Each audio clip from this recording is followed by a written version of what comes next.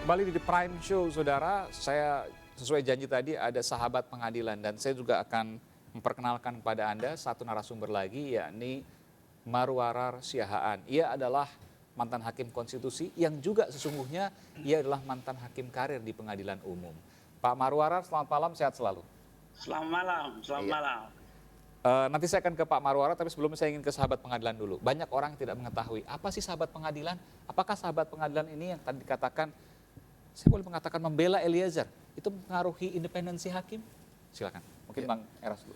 Iya, amicus curiae ini kan dokumen yang Namanya dikirimkan- amicus curiae ya? Namanya amicus curiae. Sahabat pengadilan. Literally di dalam bahasa Indonesia sahabat pengadilan begitu. Jadi ini adalah dokumen yang praktek begitu ya, praktek yang sudah lama ada di dunia internasional. Oh, lalu ini bentuknya kemudian dokumen, bukan orang-orang aja nih ya? bentuknya dokumen. Jadi bentuknya dokumen yang dikirimkan ke pengadilan untuk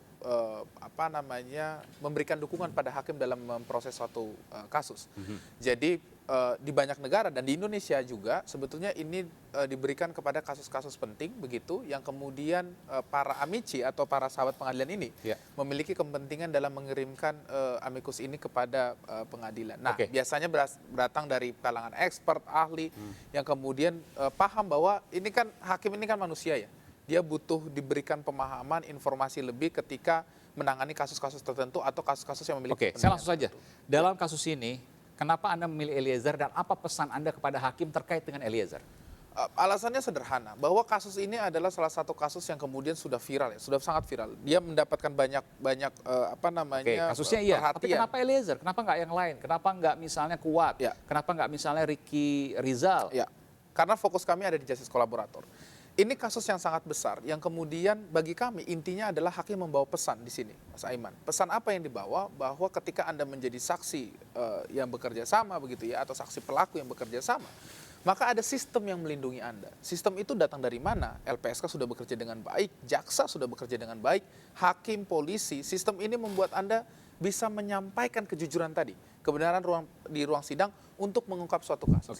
Pesan ini harus sampai ke masyarakat, pesan ini harus sampai kepada mereka calon saksi, quote-to-quote ya, sampai kepada mereka saksi pelaku untuk kemudian jangan takut harus bersuara untuk mengungkapkan. Saya ke Bung Fuad.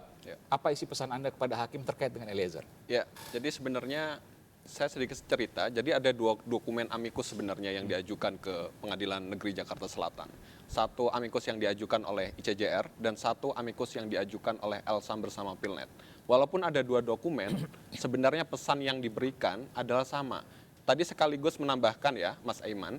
Jadi sebenarnya kalau pertanyaannya menarik, ini sahabat Eliezer apa sahabat pengadilan?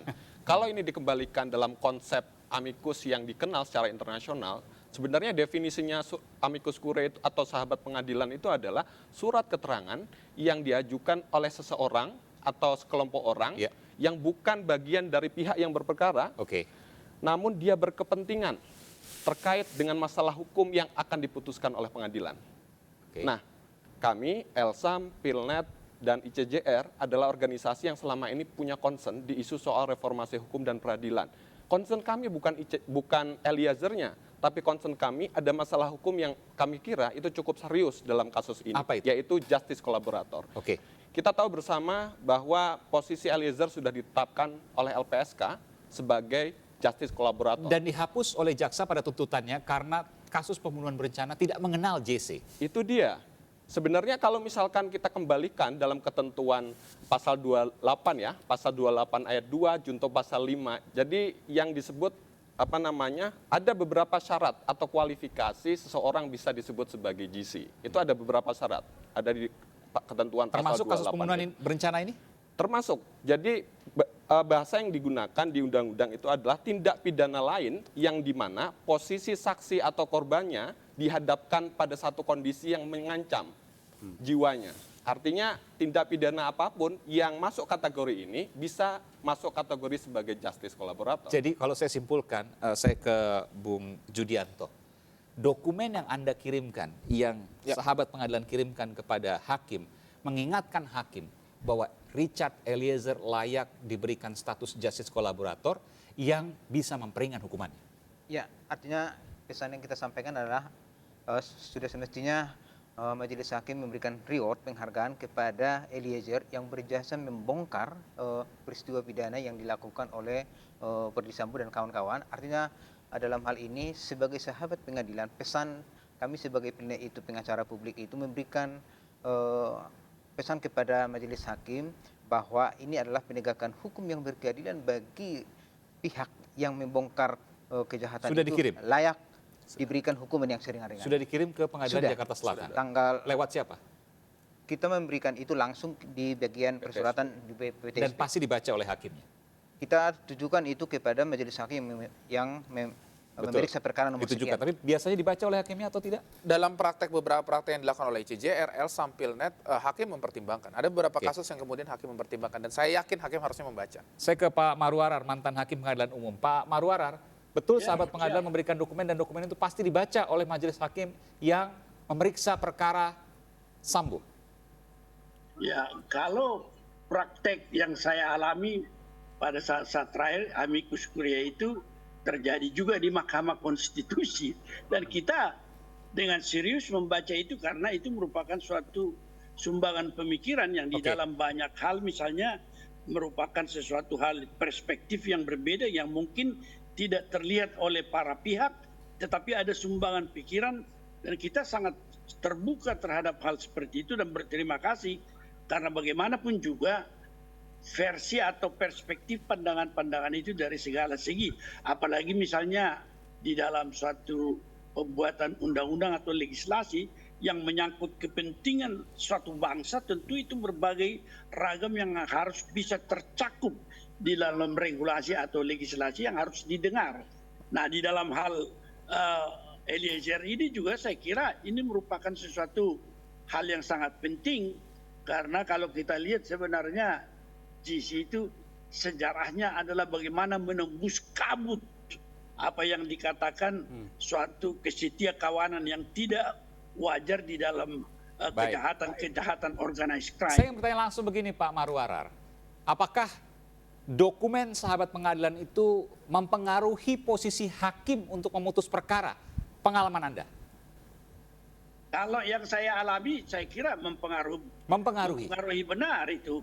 Yang melihat bahwa itu kepentingan di dalam, ya tapi tadi saya baru bicara tentang dalam legislasi yang mencakup beragam kepentingan secara nasional di dalam satu negara. Tetapi kalau di peradilan umum saya belum pernah mengalami misalnya amicus curiae itu, meskipun di perkara-perkara tertentu ada tingkat kesulitan yang membutuhkan dukungan seperti itu dan keahlian yang bisa menolong hakim untuk melihat jalan keluar di dalam beberapa hal. Tapi kalau saya tanyakan begini, apakah itu kemudian mempengaruhi independensi hakim dengan dokumen yang dikirimkan oleh kawan-kawan ini? Saya kira tidak, karena independensi dia tetap akan melihat. Jikalau di dalam suatu pandangan yang diajukan dalam amicus curiae, suatu perspektif yang boleh mendukung, tentu hakim akan melihat apakah misalnya dia akan menggunakan itu dari sisi independensi, dia bebas untuk memilih tergantung bagaimana situasi dan duduk perkara yang dihadapi, dan ketika pandangan dari amicus curiae itu menolong, tentu dia akan secara independen dan imparsial, dia dengan gembira tentu akan melihat itu sebagai bantuan ketika kita berada di dalam suatu tingkat, apalagi di dalam tingkat kesulitan dan kebuntuan tertentu. Baik. Terakhir saya ingin bertanya kepada mantan hakim pengadilan umum dan juga mantan hakim konstitusi Pak Marwarar Siahaan yang puluhan tahun menjadi hakim, memutus perkara soal tuntutan dan vonis yang tepat bagi masing-masing terdakwa dalam kasus ini. Termasuk juga apakah dalam dokumen sahabat pengadilan menyebutkan usulan tersebut. Saya akan kembali saat lagi saudara, tetaplah bersama kami di The Prime Show.